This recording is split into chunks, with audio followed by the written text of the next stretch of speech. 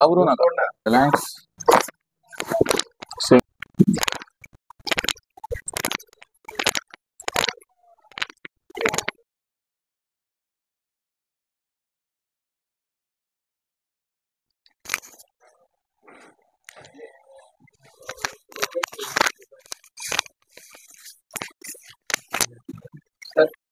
हो, आता हा दुखतो ना. उठून बसा.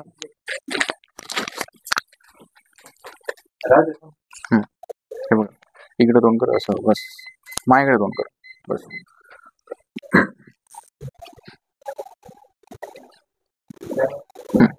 आता नीट आहे का मी काय सांगतोय.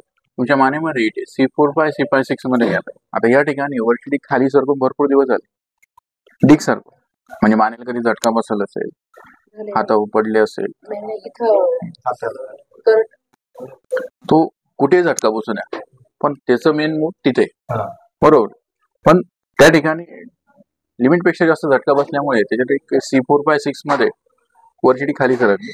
त्याला जसं जसं कार्टिलेज असतं म्हणजे गादी असते, मग जसं जसं कार्टिलेज म्हणजे गादी जशी सरकेल तिची त्याच्यामधून एक नस बाहेर पडते सर्वायकल मध्ये. पण तिथून जी नस असते ती तुमच्या डोक्याला, छातीला, पाठीला, शोल्डरला, या हाताला कनेक्ट. आता यालाच म्हणतात सर्वायकल स्पॉन्डिलायसिस. तुम्हाला डॉक्टर चेक केलं असेल, व्यवस्थित तर सांगितलं असेल. पण हा जो प्रॉब्लेम आहे हा एक्सरे मध्ये दिसत नाही, हा दिसतो MRI मध्ये, समजलं. पण एकदा सगळ्यात महत्वाचं, या आजारावर मेडिसिन तयार झालेलं नाही. तुम्ही मरेपर्यंत जरी खाल्ला, हा तुम्ही थोडे दिवस खाल्लं तुमचं बरं वाटतं, काही दिवसांनी परत त्रास सुरू होतो, हे तुम्हाला अनुभव आलाच. तर याला काही नियम आणि पथ्य आहे. जसं एकदा BP डायबिटीज आजार लागला तो मरेपर्यंत असतो, तसा मानेचा आजार मणक्यामध्ये मानेपासून तर कमरामध्ये एकदा गॅप पडला तर त्याला आयुष्यभर सांभाळायचं असतं. जर तुम्हाला त्याचे नियम पथ्यचा नाही समजले, तुम्ही आयुष्यभर जरी ट्रीटमेंट करत बसले तर हा आजार बरा होत नाही. जसं BP, डायबिटीज, थायरॉइड असे आजार लागल्यानंतर तुम्हाला आयुष्यभर ट्रीटमेंट घेऊन पण नियम पाळायचे असतात, तसं मणक्याचा आजार लागल्यानंतर पण तुम्हाला आयुष्यभर नियम पाळायचे असतात. तर याला काही नियम पथ्य आहे ते आयुष्यभर लक्षात ठेवायचे. आता तुम्हाला थोडे दिवस जो हात दुखतो त्याच्यावर झोपणं बंद, उशा 2-2 घेणं बंद, मान मोडणं बंद, डोक्या वजन घेणं बंद, खांदे वजन घेणं बंद. जो हात दुखतो त्याच्यावर थोडे दिवस झोपायचं नाही. हाताला तुम्ही बरेच कळ लागत असेल तर हाताला असा झटका देत असेल, हात डोक्यावर ठेवलं का बरं वाटतं, खाली ठेवलं की कळ लागते.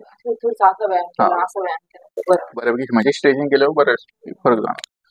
पण हा प्रकार होतो ते कार्टिलेज सरकल्यामुळे, म्हणजे कार्टिलेज म्हणजे गादी असते ती बाहेर आल्यामुळे. आता हा जर जेव्हा बरा होईल, जेव्हा खाली आलेले डिक्स वरती जाईल, का बाहेर आलेले कार्टिलेज मध्ये येईल, तेव्हा तो रिकवर होतो. पण याला पूर्ण जगात दोनच ऑप्शन, एक तर सेटलमेंट करून डिक सेट करून कार्टिलेज लेवलला आणणं, दुसरा इलाज म्हणजे थर्ड स्टेजच्या पुढे जर गेलं तर त्याचं ऑपरेशन केलं जातं, म्हणजे बाहेर आलेले कार्टिलेज कट केलं जातं. आता अजून एवढं प्रमाण नाहीये, आताचे सेकंड स्टेजला गेलेलं आहे. थर्ड स्टेजच्या पुढे गेलं तर त्याचं ऑपरेशन केलं जातं, अजून एवढं प्रकार नाही. पण याला तुम्हाला आयुष्यभर मी सांगितलेले नियम लक्षात ठेवा. उशा 2-2 घेणं बंद, जो हा दुखतो उशी नाही घेतली तरी त्रास होतो. जेवढा तुमचा दाबल्यानंतर दंड तयार होतो तेवढी उशी लागते. उशी नाही घेतली तरी त्रास आणि जास्त घेतली तरी त्रास, हे लक्षात ठेवा. तरी त्रास होईल, घ्यायला पाहिजे. निसर्गाचा नियम आहे, तुमचा दंड आहे, नीट लक्षात घ्या. दाबल्यानंतर जेवढा तयार होतो तेवढी तुम्हाला उशी, समजलं. हा शरीराचा नियम. दुसरं, जो हात दुखतो त्याच्यावरती थोडे दिवस झोपायचं नाही, बसायचं नाही. दुसरं, मांडी घालणं, गुडघ्या खाली तर काही त्रास नाही ना, कमरेला वगैरे नाही. हा, दुसरं, मानेला झटका देणं, डोक्यावर वजन घेणं लिमिट पेक्षा जास्त ते टाळायचं. उठताना बसताना हाच हात खाली टेकवायचा नाही, समजलं. याच हाताने 15 किलोच्या पुढचे 3 महिने वजन नाही उचलता येणार. थोडे दिवस आंबट वाटतं, गॅस, ऍसिडिटी, पित्त होईल, अशा गोष्टी टाळायच्या. ठीक आहे. एकदा डिक सेट झाली तर बऱ्यापैकी मग हळूहळू काम पण वाढवते. पण जोपर्यंत ते सेट होत नाही तोपर्यंत तुम्हाला नियमात राहायचं. पण मी बाकीच्या काही गोष्टी सांगितल्या तुम्हाला आयुष्यभर लक्ष ठेवायचं. म्हणजे आयुष्यभर मी डोक्यावर वजन नाही घेऊ शकत, आयुष्यभर मान नाही मोडू शकत, समजलं. पण मी पाठ मोडते म्हणूनच वाढवा होतं. समजलं, ते चालत नाही. एक शरीराचा नियम असतो, ज्या पार्टला तुम्ही परत परत छेडता त्याच्यामध्ये ती इंजुरी होते, बबल्स असतात, ते डेट होतात. पण ते रात्रीचं परत रिजनरेट व्हायला पाहिजे. पण ब्लड सर्क्युलेशन त्या प्रमाणात होत नाही, त्याच्यामुळे तो गॅप अजून वाढत जातो. हा, याचा सर्वायकल स्पाइनचा MRI केला त्याच्यात दिसतो स्पष्ट. डोकं तिकडे पाहिजे झालंय ना. फालतू पूर्ण हात खाली.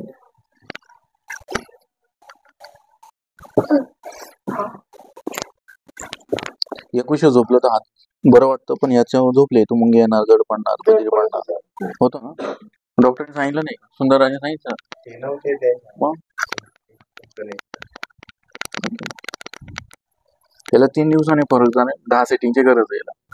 पण सगळ्यात महत्वाचं, तुम्ही आयुष्यभर जरी ट्रीटमेंट घेतली तर मजा नाही. त्याला नियम महत्वाचे. Relax, relax, relax, relax. बस इकडे माझ्याकडे राहिलं कुठे. रिलॅक्स. बस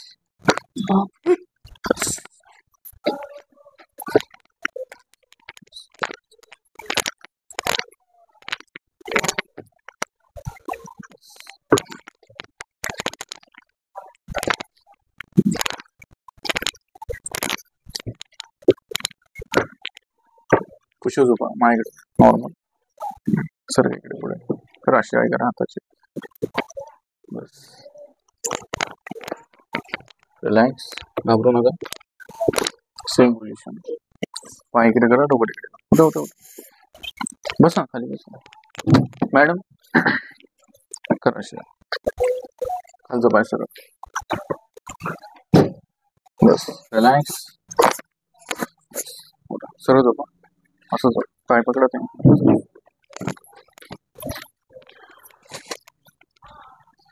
त्या साईडला. हा बस. वरती मान उचला, खाली मान करा. घाबरू नका. काय डोळे बंद. Relax, relax. लास्ट. पकडू नका, घाबरू नका. बसलं का. बस तुम्ही घाबरत होते म्हणून माझ्याशी सेट नव्हतं. डोकं इकडे, पाय यांचा मानस फक्त डावा. हा फालतू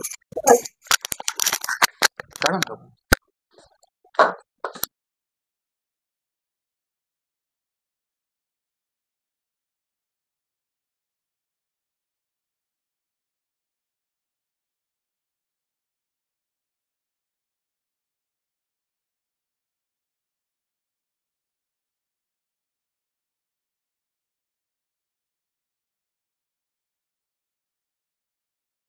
खाली डिक्स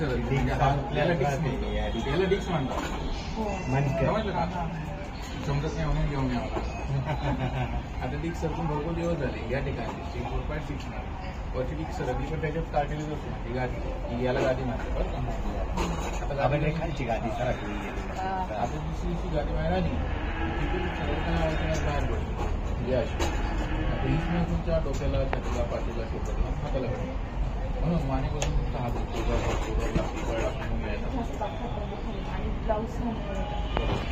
आता गाडी सरकी म्हणजे काय कार्टिलेज हे असतं. हळूहळू हळूहळू खाली जातो. भरपूर दिवस झाले कार्टिलेज बाहेर आलं तर याला दाबलं जाते. आता याला सेट करण्यासाठी दोनच ऑप्शन. इथे डिक सेट करणं म्हणजे दुसरं ऑपरेशन करून हे करतात. हे थर्ड स्टेज नंतर केलं जातं. पण ही एकदा डिक खाली आली तर त्याला 100% कोणत्याही जगात टिकून जाणारा नाही. आणि जरी असला तर त्याला नियम आहे. आता आम्ही ते रिकवर करतो, पण त्याला नियम महत्वाचे. कारण की याच्या आजूबाजूच्या कोशिका असतात, ते तुटल्या गेल्या तर ते 100% त्या स्पायनल कॉर्डला स्ट्रॉंग नाही जाऊ शकत. म्हणजे मी क्रॉस केलं तर तो परत जागा पडली. म्हणजे ज्या दिवशी तुम्ही डोक्या वजन घेतलं, खाली झटका बसला, खांदे वजन घेतलं, परत जागा सोडेल, गाडी परत बाहेर येईल, परत नंतर. म्हणजे मी सांगताना 100% होतं, सांगताना मी सांगतो की 80%च होईल. आणि तुम्हाला सांगितलं 100% झालं परत नियम तोडणार. म्हणून ते म्हणजे आता वजन घ्यायचं नाही म्हणून मुद्दामच सांगितलं जातं की 20% राहील. सगळ्यांमध्ये 20% पण राहत नाही. तुम्हाला सांगावं लागतं. तर तुम्हाला सांगितलं 20% पण केलं. ते 3 दिवसांसाठी बंद होईल. तुम्हाला 10 सेटिंग करायचं. 10 ट्रीटमेंट सांगा दिवसात सांगून टाकायचं. याची काही प्रोसेस असते वेगवेगळी. आता परत कधी ते तुमच्या उद्या याचं एकदा कार्डिओ लेवलला गेलं तर तुम्ही ओके. हेच MRI केल्याशिवाय कोणताही डॉक्टर सांगतात तुम्हाला डायरेक्ट सांगायचं. ते MRI करायला सांगितलं. आम्ही हात लावला नंतर MRI झाला.